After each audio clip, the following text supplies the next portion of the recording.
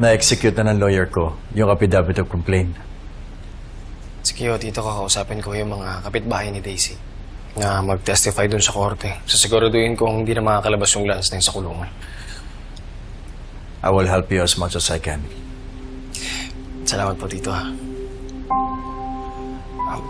Tito, salamat po pala sa pagligtas sa buhay ko. Utang ko ho yung buhay ko sa inyo. Naku ba, wala yun. Tito, kapag naayos ko na yung pamilya ko, mabawasan na ng oras kay nanay. Baka ko pwedeng kayo na yung bahala sa kanya. Don't worry, Jeffrey. I will take care of her for the rest of her life. Saan ko po yan, ha? Sige, Tito, una na ako. Ingat ka. Aalis ka na. Nay, opo. May pupuntahan. Tito, sige po. Sige. Oh, anong sabi ni Dr. Cortez? Hindi ko na kinausap. Hindi rin naman akong papayag na magpa-discharge ka eh. Under observation ka pa. Thelma, I'm okay. The more na nag-stay tayo dito, we're losing time. Huwag ka nga makulit. Alam mo kung iniisip mo yung negosyo natin, nandun naman si Andrea. Kaya na niyang patakbuhin yung operations. Paano yung launch nung sisig ni Bunso? Yung interview mo sa Pinoy Moms? Ang daming iniisip. Pwede isa-isa lang. Pwede magpagaling ka muna. But Thelma, Hindi ka mananalo sa akin. I'm your boss.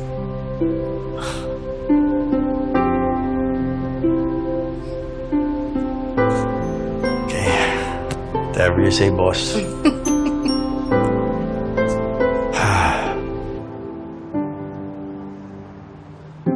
Ang dami naman po nito, tatay. Para po sa akin lahat to? Chef, wag sobra. Baka mas si Tetay. Pagbigyan mo na ako.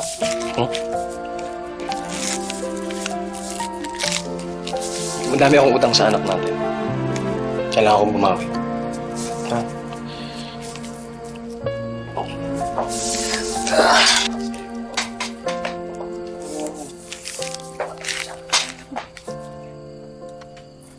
Oo nga pala, nakausap ko na yung ibang kapitbahay. Madami na ako na-convince na mag-testify laban kay Lance. Thank you, tay. Magka-file din ako ng kaso sa kanya. Physical abuse at grave threats. Ano ba yan?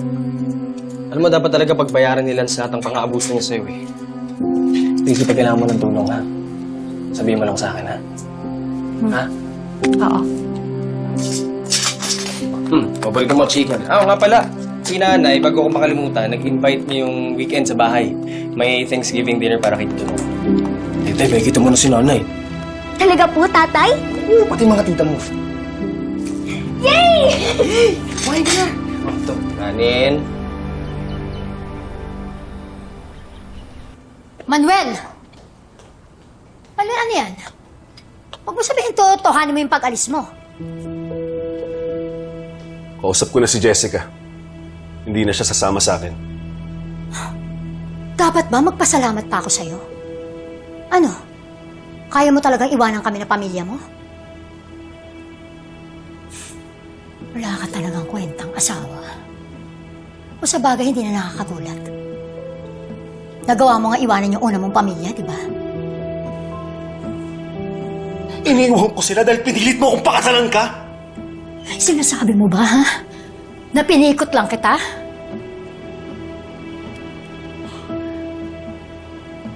Kapag umalis ka, tandaan mo, hindi mo na makikita si Jessica. Kahit kailan.